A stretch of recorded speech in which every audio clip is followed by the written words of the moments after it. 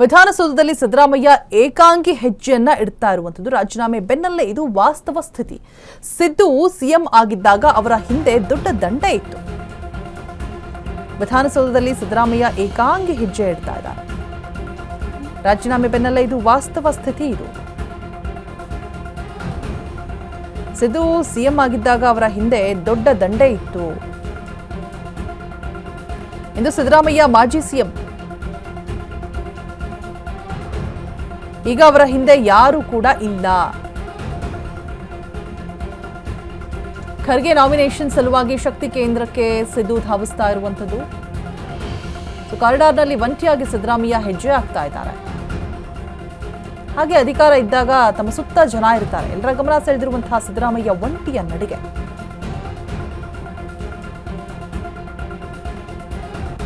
ವಿಧಾನಸೌಧದಲ್ಲಿ ಸಿದ್ದರಾಮಯ್ಯ ಏಕಾಂಗಿ ಹೆಜ್ಜೆ. ಸೊ ಎಲ್ಲರ ಕಣ್ಣು ಕೂಡ ಆ ಕಡೆನೇ ಇದೆ. ಅಧಿಕಾರ ಅನ್ನೋದೇ ಹಾಗೆ, ನಮ್ಮ ಸುತ್ತ ಮುತ್ತ ಅಕ್ಕ ಪಕ್ಕ ಕೈಗೊಬ್ರು ಕಾಲ್ಗೊಬ್ರು ಜನ ಇದ್ದೇ ಇರ್ತಾರೆ. ಸೊ ಅದಿಲ್ಲ ಅಂದಾಗ ಇಡೀ ಒಬ್ಬರೇ ಹೆಜ್ಜೆ ಆಗ್ತಾ ಇರುವಂತಹ ದೃಶ್ಯಗಳು, ಒಬ್ಬರೇ ಒಂಟಿ ನಡಿಗೆ. ಮಾಜಿ ಸಿಎಂ ಸಿದ್ದರಾಮಯ್ಯ ಒಬ್ಬಂಟಿಯಾಗಿ ನಡೀತಾ ಇರುವಂತಹ ದೃಶ್ಯಗಳು. ಸೊ ಅಧಿಕಾರ ಇದ್ದಾಗ ಎಲ್ಲರೂ ಕೂಡ ಸುತ್ತ ಇರ್ತಾರೆ. ಈಗ ಒಬ್ಬರೇ ಹೋಗ್ತಾ ಇರೋದು. ಖರ್ಗೆ ನಾಮಿನೇಷನ್ ಸಲುವಾಗಿ ಶಕ್ತಿ ಕೇಂದ್ರಕ್ಕೆ ಸಿದ್ದು ತೆರಳುತ್ತಾ ಇರ್ತಾರೆ. ಸೊ ಆ ಒಂದು ಸಂದರ್ಭದ ದೃಶ್ಯಾವಳಿಗಳನ್ನು ನೀವು ಗಮನಿಸ್ತಾ ಇದ್ದೀರಾ. ಕಾರಿಡಾರ್ನಲ್ಲಿ ಒಂಟಿಯಾಗಿ ಸಿದ್ದರಾಮಯ್ಯ ಹೆಜ್ಜೆ ಇಡ್ತಾ ಇರುವಂಥದ್ದು ಎಲ್ಲರ ಗಮನ ಸೆಳೆದಿದ್ದಾರೆ. ಸಿದ್ದರಾಮಯ್ಯ ಈ ಒಂಟಿ ನಡಿಗೆ ಎಲ್ಲರ ಗಮನವನ್ನು ಸೆಳೆತಾ ಇದೆ. ವಿಧಾನಸೌಧದಲ್ಲಿ ಸಿದ್ದರಾಮಯ್ಯ ಏಕಾಂಗಿಯಾಗಿ ಹೆಜ್ಜೆ ಹಾಕಿದ್ದಾರೆ. ರಾಜೀನಾಮೆ ಬೆನ್ನಲ್ಲೇ ಇದು ವಾಸ್ತವದ ಸ್ಥಿತಿ. ಇದು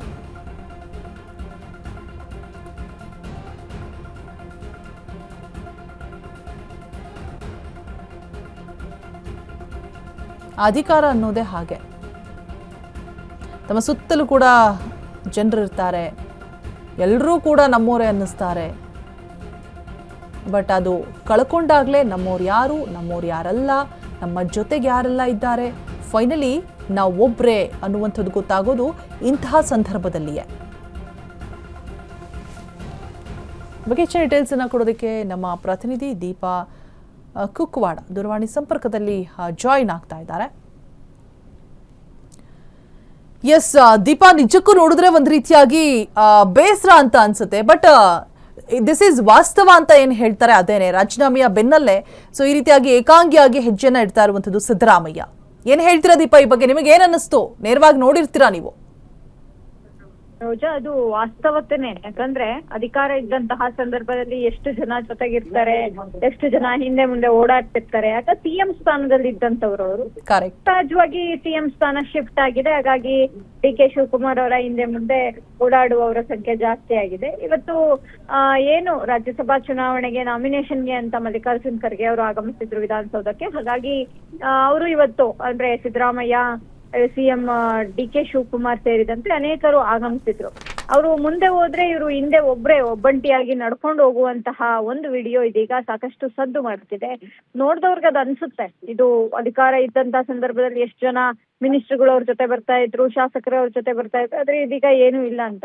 ಸಹಜವಾದಂತಹದ್ದೇ ಅದು. ಯಾಕಂದ್ರೆ ಅಧಿಕಾರ ಅನ್ನುವಂತಹದ್ದು ಯಾರಿಗೂ ಶಾಶ್ವತ ಅಲ್ಲ. ಹಿಂದೆ ಅಷ್ಟು ಜನ ಓಡಾಡ್ತಾ ಇದ್ದಂತಹ ನಾಯಕರುಗಳು ಇವತ್ತು ಸಿದ್ದರಾಮಯ್ಯ ಅವರನ್ನ ಒಂಟಿಯಾಗಿ ಬಿಟ್ಟಿರುವಂತಹದ್ದು ಕೂಡ ವಾಸ್ತವತೆಯ ಮತ್ತೊಂದು ವಿಚಾರ.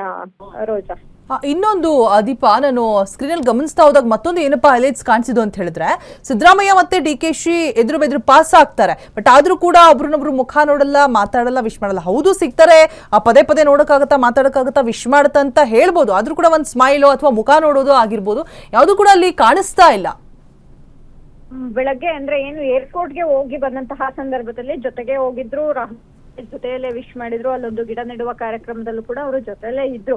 ಅಂದ್ರೆ ಕಾರಿಡಾರ್ಗೆ ಬಂದಂತಹ ಸಂದರ್ಭದಲ್ಲಿ ವರಿಷ್ಠರು ಇದ್ದಂತಹ ಸಂದರ್ಭದಲ್ಲೂ ಕೂಡ ಅವ್ರ ಜೊತೆಗೆ ಕಾನ್ವರ್ಸೇಷನ್ ಮಾಡುವಂತಹ ಸಮಯ ಇದ್ದಿದ್ರಿಂದ ಸಹಜವಾಗಿ ಸಿದ್ದರಾಮಯ್ಯ ಕಡೆ ನೋಡಿರ್ಲಿಕ್ಕಿಲ್ಲ ಅಥವಾ ಸ್ಮೈಲ್ ಮಾಡಿರ್ಲಿಕ್ಕಿಲ್ಲ ಅನ್ನುವಂಥದ್ದು.